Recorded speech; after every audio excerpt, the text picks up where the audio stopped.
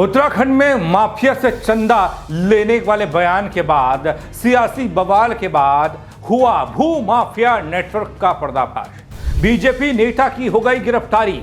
इस खबर से एक बार फिर बीजेपी की बेचैनी बढ़ सकती है दगड़ियों। इस खबर से क्या हरक सिंह रावत के बयान को बल मिलता है, जिसमें उन्होंने आरोप लगाया था कि माफिया और सियासत का गठजोड़ है। खनन को लेकर बात की थी।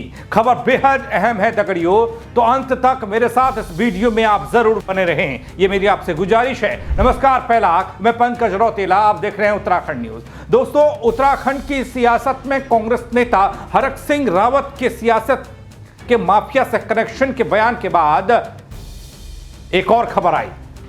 अभी ये बयान और इस बयान के बाद होती सियासत, गर्माती सियासत शांत भी नहीं हुई कि अब एक और खबर ने प्रदेश में हड़कंप मचा दिया है। दोस्तों, खबर यह है कि रुड़की में हाल ही में जो कुछ घटना हुई उसने न केवल स्थानीय राजनीति को झकझोर दिया, बल्कि राज्य भर में एक बार फिर भू माफिया और सत्ता के गठजोड़ पर सवाल खड़े कर दिए हैं। बीजेपी पार्षद मनीष बॉलर की एसटीएफ द्वारा गिरफ्तारी ने न केवल प्रशासन को अलर्ट मोड पर ला दिया है, बल्कि सत्ताधारी दल के भीतर भी हलचल मचा दी है।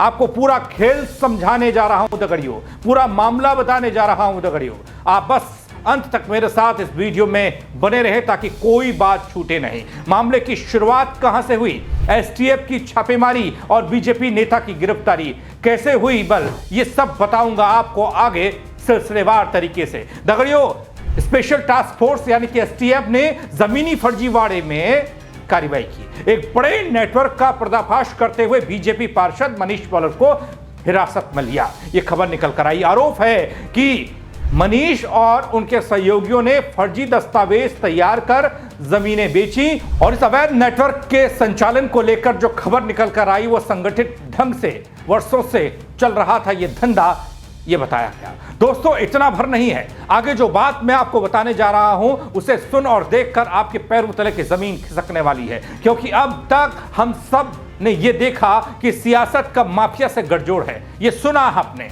माफिया से चंदा आता है और पार्टियां चलती हैं, यह देखा और सुना हमने। जैसा हरक सिंह रावत ने बीजेपी के पार्टी फंड को लेकर कहा, बयान दिया, लेकिन यहां एक और बात आपको बताने के लिए आया हूं। एक अवैध नेटवर्क का जिक्र मैंने इससे पहले किया कि कैसे फर्जी दस्तावेज तैयार कर जमीनें बेची गई। जो लोग ये काम कर रहे थे उनका और गठजोड़ बताने आया हूं। गिरोह का कनेक्शन कुख्यात अपराधी प्रवीण वाल्मीकि गैंग से जुड़ा जा रहा है दगड़ियों। जी हां दोस्तों, गैंग पश्चिमी उत्तराखंड में लंबे समय से जमीन कब्जाने, धमकी देने, फर्जीवाड़े जैसी आपराधिक गतिविधियों में सक्रिय है।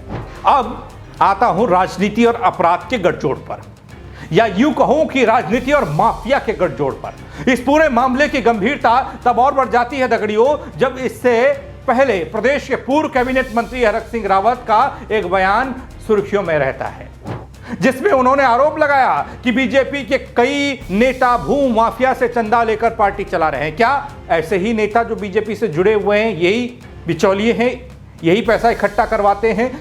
पैसा गलत तरीके से भी आता होगा।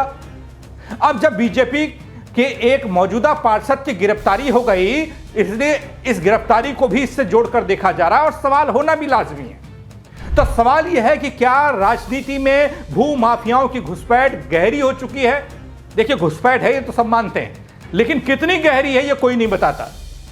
दगड़ियों, हरक सिंह रावत के बयान को जहां बीजेपी व्हाइट मनी कहकर टाल रही है, लेकिन अब परिस्थितियां कुछ और ही कह रही हैं। इसका एक सामाजिक पहलू भी देखने को मिला है दगड़ियों कि मनीष बॉलर की गिरफ्तारी के तुरंत बाद वाल्मीकि समाज के सैकड़ों लोग गंगनहर कोतवाली पहुंचते हैं और गिरफ्तारी को पक्षपातपूर्ण बताते हैं, साजिशन कराते हैं। उनका कहना है कि पार्षद को जानबूझकर निशाना बनाया जा रहा है। कौन बना रहा है? जबकि प्रशासनिक कार्रवाई केवल एक समुदाय विशेष तक सीमित नहीं रही है। इधर स्थिति की संवेदनशीलता को देखते हुए पुलिस ने सुरक्षा व्यवस्था को बढ़ा दिया और एसएसपी हर कदम पर नजर बनाए हुए हैं। अब देखना होगा कि बीजेपी की तरफ से इस मामले पर क्या रिएक्शन आता है, लेकिन विपक्ष वाले ऑफ रिकॉर्ड कुछ ना कुछ कहने लगे हैं, टांग खींचने लगे हैं, तंज कसने लगे हैं, आरोप फिर से लगने लगे हैं कि यह पहली गिरफ्तारी नहीं है। बीजेपी के कई नेता जमीनी घोटाले में लिप्त हैं। ये विपक्षी लोग ऑफ रिकॉर्ड कहने वाले हैं और रिकॉर्ड जैसे ही आएगा आपको बताऊंगा, लेकिन कार्रवाई तब होती है जब बात सार्वजनिक हो जाती है। इससे साफ है कि बीजेपी में भू माफियाओं को राजनीतिक संरक्षण मिला हुआ है।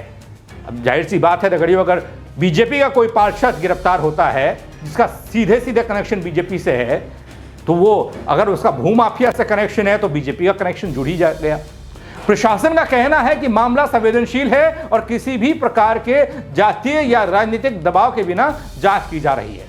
एसटीएफ ने मनीष बॉलर से पूछताछ शुरू कर दी है दगड़ियों। जल्द ही अन्य सहयोगियों की गिरफ्तारी भी संभव है। क्या इसमें कोई बड़ी मछली पकड़ी जाएगी, वहां तक ये जांच जाएगी, ये देखने वाली बात है। कहा जा रहा है कि फर्जी रजिस्ट्री, कब्जा और अवैध निर्माण से जुड़े दस्तावेजों की स्क्रूटनी चल रही है और इस पूरे गिरोह की राजनीतिक और आपराधिक कड़ियां धीरे धीरे जुड़ रही हैं।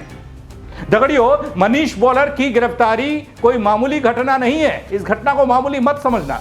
यह उस सिस्टम की पोल खोलती है जिसमें राजनीतिक ताकत का इस्तेमाल हर साल